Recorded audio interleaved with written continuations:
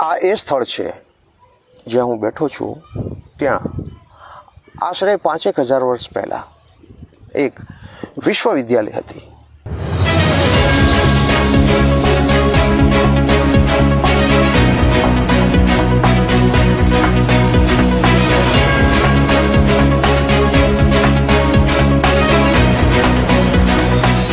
વલ્લભી, જી હા, વલ્લભી વિશ્વવિદ્યાલય. જે રીતે નાલંદા અને તક્ષશિલા આખા વિશ્વની અંદર પ્રસિદ્ધ હતી, સાથોસાથ ત્રીજું નામ વલ્લભી વિદ્યાપીઠનું પણ તેમાં જોડાયેલું હતું. ભાવનગરથી માત્ર થોડાક કિલોમીટર જ દૂર વલ્લભીપુર નામના શહેરની અંદર આ એ સ્થળ છે કે જ્યાં ઇન્ડિયન આર્કિયોલોજી ઓફ ઇન્ડિયા એટલે કે પુરાતત્વ વિભાગ દ્વારા ઉત્ખનન કાર્ય શરૂ કરવામાં આવ્યું છે. આપ જોઈ રહ્યા છો આ જગ્યા ઉપર અત્યારે 1, 2, 3, 4, 5 અને 6, 7, 8 નાની નાની ચોકડીઓને સૂચિબદ્ધ કરવામાં આવી છે, નિશાનબદ્ધ કરવામાં આવી છે. અહીં હું એ ચોકડીમાં બેઠો છું. બાજુની ચોકડીઓ છે, બીજી બધી ચોકડીઓ છે. ત્યાં હોઈ શકે કે હું કદાચ વલ્લભી વિદ્યાપીઠની ઉપર બેઠો, અહીં બેસીને કંઈક જ્ઞાન અર્જિત કરવાની ઉત્કંઠા, લાગણી અત્યારે હું જ્યારે આ રેકોર્ડ કરાવી રહ્યો છું ત્યારે એટલી બધી છે કે 5,000 વર્ષ જૂની એક વિદ્યાપીઠ અને એની ઉપર બેસીને કંઈક અધ્યયન કરવું, ઇતિહાસ આલેખવો એ ખરેખર એક ગૌરવપૂર્ણ ક્ષણ છે. ગૌરવપૂર્ણ ક્ષણ તો વલ્લભીપુર વાસીઓ માટે પણ છે. કદાચ અહીંથી વલ્લભી વિદ્યાપીઠના અવશેષો અથવા વલ્લભી જે શહેર હતું તેના અવશેષો જો મળી આવશે તો માત્ર ભાવનગર વિસ્તાર જ નહીં, સમગ્ર ગુજરાતની અંદર અને દેશની અંદર પણ એક સીમાચિહ્ન રૂપ સાબિત થશે. આજથી હજારો વર્ષો પહેલાં અહીં બંદર ધમધમતું હતું એ વાત અત્યારે કોઈ કહે તો કોઈ સાચું માનશે. બની શકે કે હું અત્યારે જે જગ્યા ઉપર બેઠો છું તે જગ્યાની હેઠળથી વલ્લભી વિદ્યાપીઠ ન નીકળે પણ વલ્લભી નામના શહેરના અમુક અવશેષો તો ચોક્કસ નીકળશે જ. આપ જોઈ રહ્યા છો જે રીતે અત્યારે 1 થી 1.5 ફૂટનું જ્યારે ખોદકામ કરવામાં આવ્યું છે ત્યાં જ આ ન જાણે કેટલા વર્ષો જૂના માટીના અવશેષો જે કદાચ નળિયાના હશે, કોઈ બાંધકામના હશે, તેવા અત્યારે નીકળ્યા છે. કદાચ આ જે માટીનો અવશેષ છે, જે નળિયાનો અવશેષ છે તે હજારો વર્ષો જૂનો હોઈ શકે, જે અત્યારે આપ મારા હાથમાં જોઈ રહ્યા છો. આપનું નામ? સિંહ. રાવતજી, વલ્લભીપુરમાં આજે તમે ઉત્ખનન શરૂ કરી રહ્યા છો, શું છે સમગ્ર હકીકત? વલ્લભીપુર ગુજરાતનું એક ઐતિહાસિક ગામ છે. 5મી થી 8મી શતાબ્દી દરમિયાન એ મૈત્રક રાજાઓની રાજધાની રહી હતી. પાટનગર હતું મૈત્રક. હવે 8મી સદી પછી કદાચ એનો વિનાશ શરૂ થયો. વિનાશ થઈ ગઈ. લોકો કહે છે કે સમુદ્રમાં સુનામી ભણાઈ પછી એના પૂરના લીધે મસ્ત પાણી ગઈ હવે. તો એના પછીની વાત છે. પણ જ્યાં સુધી વલ્લભીની જે મહત્વની વાત છે, વલ્લભી એક ગુપ્ત કાલ પછી ત્યાં એક પરમ ભટ્ટારક, પહેલા ભટ્ટારક રાજા હતું, ધીરે ધીરે એની પરમ ભટ્ટારક ઉપાધિ અને પછી એના જો ભાવિ પેઢીમાં પછી મહારાજા ધીરાજ તે દરમિયાન એ એક ખૂબ મતલબ છે કે સારો પ્રદેશ હતો દરેક દ્રષ્ટિએ. અને વલ્લભી રાજાઓના લગભગ 125 જેવા તામ્રપત્રો મળે છે. ને આ તામ્રપત્રોથી જો ઇતિહાસ મળે છે તો એના ઉપરથી એ જાણવા મળે છે કે એક ખૂબ મતલબ છે કે વેપાર, ધંધો, સમુદ્રી વ્યાપાર એના અને કૃષિ ક્ષેત્ર મતલબ સારો પ્રદેશ છે અને એ લોકો ઘણા બધા ફેસિલિટી છે બધા, પરંતુ દરેક ધર્મનો એ લોકો સન્માન આપ્યું અને તે દરમિયાન જે નિયમ બાકી હિન્દુ ધર્મ જે છે ખાસ કરીને શૈવ શાસ્ત્ર અને બૌદ્ધ ધર્મ એ ત્રણનું લોકો પ્રસાર અને પ્રચાર અને શિક્ષણ એ બધું બલ્લવીમાં થતું હતું. અને એના માટે જ બલ્લવીમાં એક યુનિવર્સિટી પણ હતી, બૌદ્ધ યુનિવર્સિટી બી હતી અને બૌદ્ધ સાહિત્યમાં એનું ખૂબ મહત્વ આપવામાં આવ્યું હતું. અને એની સરખામણી નાલંદા સાથે કરવામાં આવી છે. અને જો બૌદ્ધ ધર્મની એક સંમતીય શાખા છે, આ શાખાના જો શિક્ષણ જે દર્શન એની શિક્ષાના માટે એ પ્રસિદ્ધ હતું. એટલે મતલબ કે નાલંદામાં મહાયાન શાખાનું જ્ઞાન હતું, જે અમને જેને કીધું કે એ કાફી મતલબ 6મી શતાબ્દી શરૂ થઈ હતી, ગુપ્ત પીરિયડ થી. પરંતુ એ જો મહાયાન છે એ 2મી શતાબ્દી પછી વિકાસ કર્યો. સંમતીય શાખાનો પ્રારંભ બુદ્ધ સાથે જ છે. એમાં મૂળ શિક્ષણ છે, મૂળ જો ફિલોસોફી કે બોલતા. સાહેબ, આ ઉત્ખનનમાં કોઈ અવશેષો મળે તો એના માટેની કઈ પ્રકારની પ્રક્રિયા છે અને સમગ્ર પ્રોજેક્ટ કઈ પ્રકારનો છે? પહેલે તો બલ્લવીમાં ઘણા બધા અવશેષો છે, પણ જેવા મેં જો મારું જો અનુભવ છે એકચ્યુઅલી એ કાં તો એક 300 વર્ષ સુધી આપણે છે કે એક પાટનગર રહે. પાટનગરમાં આજ પણ જો ગામ છે જૂના અવશેષો ના ઉપર. સૌથી બડી પ્રોબ્લેમ એ છે કે સમસ્યા એ હોય છે કે ભાઈ જ્યારે ઉપર મકાનો હોય, નીચે અવશેષો હોય તો એમને શોધવામાં મતલબ અમને મતલબ ઘણી બધી દિક્કત આવી છે. તો એના માટે સરકારે આપણે એક મોટું પ્લોટ લગભગ 50-60 વર્ષથી પહેલાથી રક્ષિત કર્યું છે. તો અમારું પહેલું જે પ્રોજેક્ટ અમે શરૂ કર્યું ત્યાંથી શરૂ કર્યું. અને ત્યાં જો મળતા જાય કોઈ અવશેષો અમે એની જાણકારી લેશે અને તે પછી ગામના વિવિધ ભાગોમાં જે પણ કોઈ અવશેષો મળતા હોય એનું પણ અમે ડોક્યુમેન્ટેશન કરીએ. દરેક જગ્યા ગામના ચારો ફરતે જો કોઈ દીવાલ કોઈ હોય અને એના કોઈ ભાગો ક્યાં મળતા હોય, ઉત્તર હોય યા દક્ષિણ હોય, પશ્ચિમ કોઈ પણ દિશા હોય તો એને બધું ડોક્યુમેન્ટેશન કરીને એનો સર્વે કરીએ. પછી અમે ડ્રોનની મદદ પણ લઈએ. પછી ખાસ કરીને આપણે મેઇન ટેકનિક છે સર્વે, અને એ બધું કરીએ બધા GPS દ્વારા પણ સર્વે કરીએ.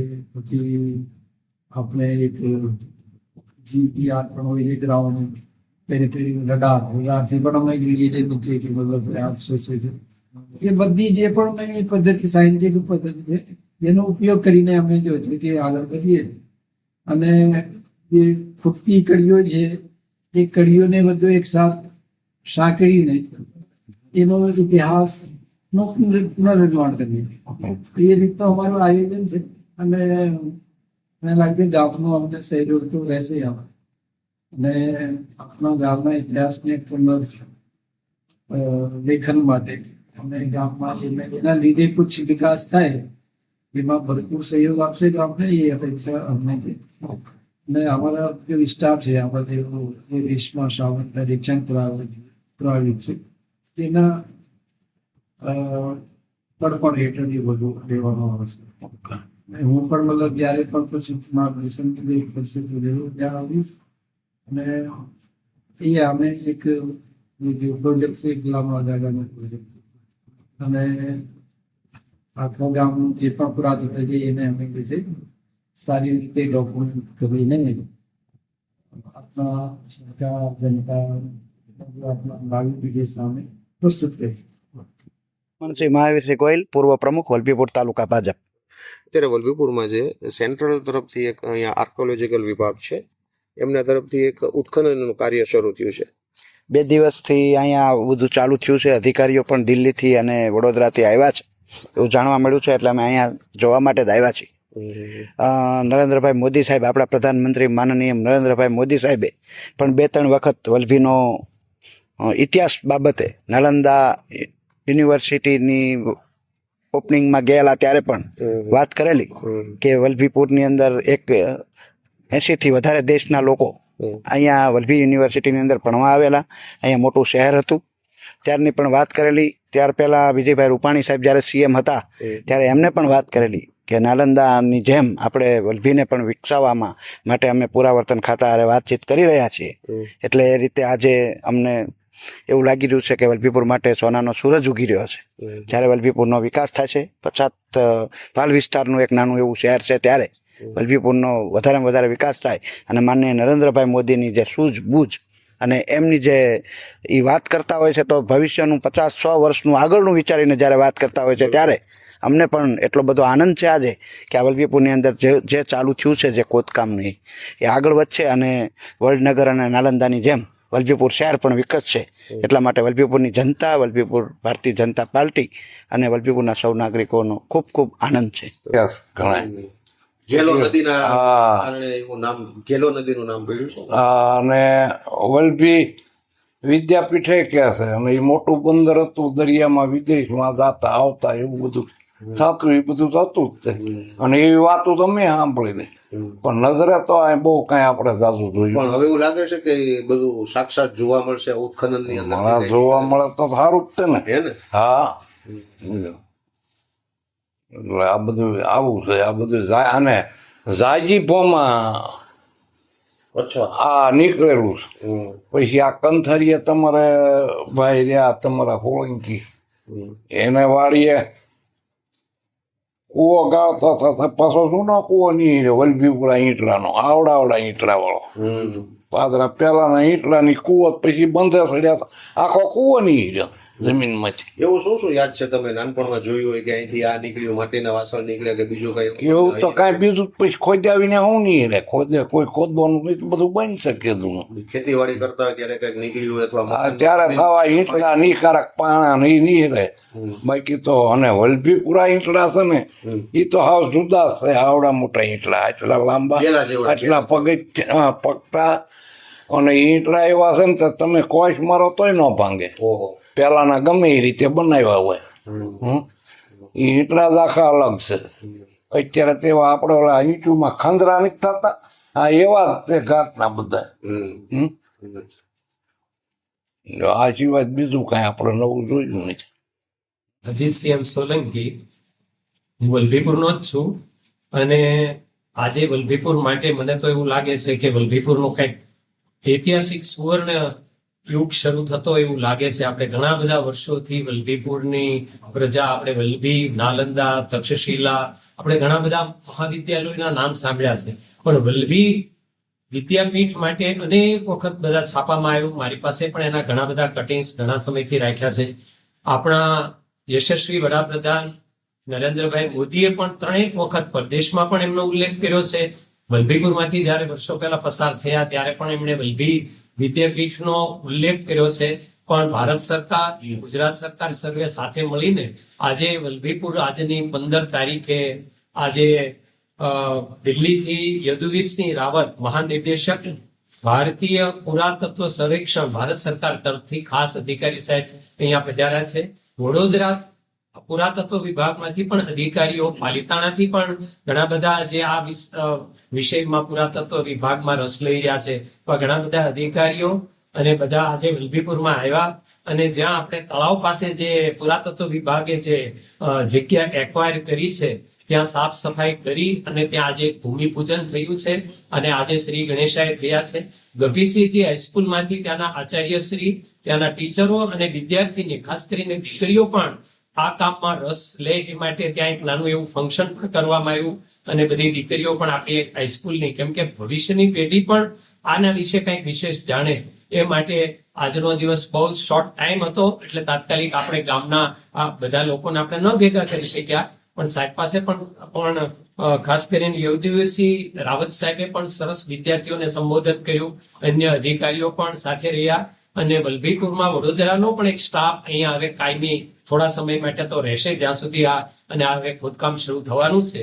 તો વલભીની વાતો આપણે ઘણા વર્ષોથી અનેક વાર છાપામાં આવ્યું છે, પણ હવે એવું લાગે છે કે આ કંઈક પુનર્નિર્માણ થશે અને ઇતિહાસમાં વિદ્યાર્થીઓને અને ભાવિ પેઢીને આ અંગે આપણને વિસ્તૃત માર્ગદર્શન મળશે. બસ. શું નામ આપનું? મારું નામ નિલેશ મહેન્દ્રભાઈ શાહ છે. નિલેશભાઈ, ઘણા સમયથી આપ પ્રયત્ન કરી રહ્યા છો, અથાગ મહેનત કરી રહ્યા છો વલભી ઉત્ખનન માટે. આજે આ વલભીનું કાર્ય હાથ ધરવામાં આવ્યું છે, કેવી ખુશી છે, શું કહેશો? મારું વતન વલભીપુર છે. લગભગ 45 વર્ષ પછી એક સપનું સાકાર થઈ રહ્યું છે. 45 વર્ષની જર્નીમાં આજથી 45 વર્ષ પહેલા જયારે અમે નાના હતા ત્યારે અહીંયા આગળ આ એક આર્કિયોલોજી સર્વે ઓફ ઇન્ડિયાનો પ્રોજેક્ટ શરૂ થયો હતો અને એ વખતે અહીંયા આગળ આ ખાડાઓમાં આવીને અમે બહુ બધું અહીંયા જમીનની અંદરથી નીકળતું જોયેલું છે. અને એ પછી જયારે સમજણા થયા ત્યારે ખબર પડી કે ગ્રાન્ટના અભાવે આ પ્રોજેક્ટ અહીંયા બંધ કરી દેવામાં આવ્યો હતો. જ્યારે નાનપણમાં અમે સ્કૂલમાં ભણતા ત્યારે વલભી વિદ્યાપીઠ માટે થઈને પુસ્તકમાં એક ઉલ્લેખ આવતો હતો. એમાં ભારતની પ્રાચીન વિદ્યાપીઠો એવું લખવામાં આવતું. નાલંદા, તખ્તશિલા, એના ખંડેરોના ફોટા, એની તસવીરો જયારે જોવા મળતી હતી, પણ વલભીની કોઈ તસવીર કે કોઈ પિક્ચર જોવા નહોતું મળતું. ત્યારે અમને દુઃખ થતું કે અમારા વતનમાં આટલી મોટી વિદ્યાપીઠ હતી, આવો ભવ્ય ભૂતકાળ, ભવ્ય ઇતિહાસ હતો, અને છતાંય તે એનું ક્યાંય સ્થાન નથી, ક્યાંય ખબર નથી, અવશેષો મળતા નથી. તો એક મનમાં દુઃખ રહ્યા કરતું હતું. અને ભગવાને જ્યારે જ્યારે જે પ્રમાણેની શક્તિ આપી ત્યારે આપણા લેવલથી આપણે ખૂબ પ્રયાસ કર્યા. જ્યારે હું પ્રેસમાં પ્રતિનિધિ હતો ત્યારે અખબારોના માધ્યમથી પ્રયત્નો કર્યા. અમરસિંહ ચૌધરી જ્યારે મુખ્યમંત્રી હતા એ વખતે પણ મેં એમને રૂબરૂ મળીને રજૂઆત કરી હતી કે વલભીપુરમાં જે ઉત્ખનનનો પ્રોજેક્ટ ઘણા વર્ષોથી બંધ કરેલો છે એને ફરી ચાલુ કરવામાં આવે. પણ કોંગ્રેસની સરકાર હતી એ દરમિયાનમાં ક્યારેય કોઈ જાતની અહીંયા મુવમેન્ટ થઈ નહીં. એના પછી જ્યારે નરેન્દ્રભાઈ મુખ્યમંત્રી બન્યા ત્યારે અમારી આશા વધારે જાગૃત થઈ કે હા, હવે કંઈક આપણો મુખ્યમંત્રી છે અને ભારતીય જનતા પાર્ટીનું શાસન છે તો અહીંયા આગળ કંઈક થશે. નરેન્દ્રભાઈના કાને વાત નાખી, રજૂઆતો કરી, પણ કોઈ કારણસર એ વખતે આ શક્ય ન બન્યું. પણ જ્યારે વડાપ્રધાન એ બન્યા ત્યારે મેં એમને એક પત્ર લખ્યો કે વલભીપુરમાં જે બંધ કરી દેવામાં આવેલો પ્રોજેક્ટ છે ઉત્ખનનનો એ ફરી શરૂ કરવામાં આવે. અહીંયા એક ભવ્ય મ્યુઝિયમ બનાવવામાં આવે, એમાં એક એવું થિયેટર બનાવવામાં આવે કે જેમાં 3D રૂપે વલભીપુરના ઇતિહાસને રજૂ કરવામાં આવે. જો બહારથી કોઈ પણ આવે તો એને અહીંયા આગળ વલભીપુરમાં ઇતિહાસ ક્યાં મળશે એ શોધવાની જરૂર ન પડે, એને કંઈક માહિતી મળી શકે. તો આ રીતના મેં એમને પ્રોત્સાહન આપ્યો હતો. પણ એ પછી એમનો મને પ્રત્યુત્તર આવ્યો અને સમયાંતરે મને એવું ખબર છે કે વડનગરનો પ્રોજેક્ટ શરૂ થઈ ગયો હતો, એટલે આશા બંધાણી કે વલભીપુરમાં પણ આ વસ્તુ બનશે. તો અમે સતત પ્રયત્નો ચાલુ રાખ્યા. વડાપ્રધાનને લખ્યું, એમને પાછું જણાવ્યું, એમને અલગ અલગ વિવિધ માધ્યમોથી એમને મેસેજ મોકલ્યા. અને છેલ્લે અમિતભાઈ અને હર્ષભાઈ સંઘવી, અમિતભાઈ શાહ અને આપણા હર્ષભાઈ સંઘવી, એમને પણ રજૂઆત કરી. અને એના ફળ સ્વરૂપે આજે અહીંયા આગળ આ પ્રોજેક્ટ શરૂ થઈ ગયો. ખૂબ આનંદ થાય છે. ખૂબ આશા છે કે વલભીપુરમાં વલભીનો આખો ઇતિહાસ બહાર આવશે. વલભીપુર વિશે ખૂબ વાંચન કર્યું છે. ઇતિહાસના પાના ઉપર, ઇતિહાસમાં તમે ગુજરાતના ઇતિહાસમાં કે હિન્દુસ્તાનના ઇતિહાસમાં ક્યાંય પણ શોધવા જાઓ તો તમને વલભીનું નામ અવશ્ય જોવા મળશે. અને એ ગૌરવની બાબત છે. આજે ખરેખર આનંદ થાય છે આ સાઇટ પર આવીને કે ફરી વખત કામ ચાલુ થયું છે. આશા રાખીએ બહુ જલ્દી આ બધું અહીંયા બહાર આવે. અને આ સિવાય વલભીનો ફેલાવો તો બહુ વિશાળ છે. આપણું વલભીપુર એ વડા હતું એ વખતે તો ખૂબ નાનું હતું. આ ખંડેરો ઉપર વસેલું ગામ છે. અને છેલ્લે મેં જાણ્યું હતું, મેં વાંચ્યું હતું કે ઢાંકમાં એક ખેડૂત એના ઘરમાં ગોબર ગેસનો પ્લાન્ટ ખોદવા માટે ખાડો કરી રહ્યા હતા અને એ વખતે એમને 2 તામ્રપત્ર જોઈન્ટ કરેલા સીલ સાથે એમને અંદરથી મળી આવ્યા અને વલ્લભીના મૈત્રક વંશના તામ્રપત્રો હતા અને એમાં એ ત્યાંની જમીન જે તે વખતે એ લોકોએ બ્રાહ્મણોને દાનમાં આપેલી એનો એમાં ઉલ્લેખ છે. એટલે આજથી લગભગ હું આ વાત કરું છું 26 વર્ષ પહેલાની. છેલ્લે આ તામ્રપત્રો મળ્યા એની માહિતી મારી પાસે આટલી છે. બાકી તો ખૂબ બધા તામ્રપત્રો ઠેક ઠેકાણેથી મળ્યા છે અને વલ્લભી બહુ વિશાળ હતી. આપણે આશા રાખીએ કે આ બધું ખૂબ મોટા પાયે કામ થાય. નિલેશભાઈ, ભૂતકાળમાં જે ઉત્ખનન હાથ ધરવામાં આવ્યું હતું ત્યારે કઈ કયા અવશેષો મળ્યા હતા? ત્યારે અમે માટીના વાસણો, રમકડા, આભૂષણો અને એ બધું અહીંયા આગળ જોયેલું અને હું ખુદ જાતે અંદર ખાડામાં ઉતરી અને મેં જોયેલું. ઇવન નાનપણમાં મારા પિતાજીની સાથે ઘણી વખત એ સામાજિક કાર્યકર હતા અને અહીંયા આગળ જમીનમાં ખોદકામ કરતા જૈન પ્રતિમાઓ મળતી હતી. એ વખતે પણ મેં જાતે જઈને જે તે સ્થાન પર જૈન પ્રતિમાઓ જોઈ છે. એટલે એ બધું વિશેષ ઇતિહાસની વાત અહીંયા આ લોકોને ઉપયોગી થશે તો એ આપણે માહિતી આપશું.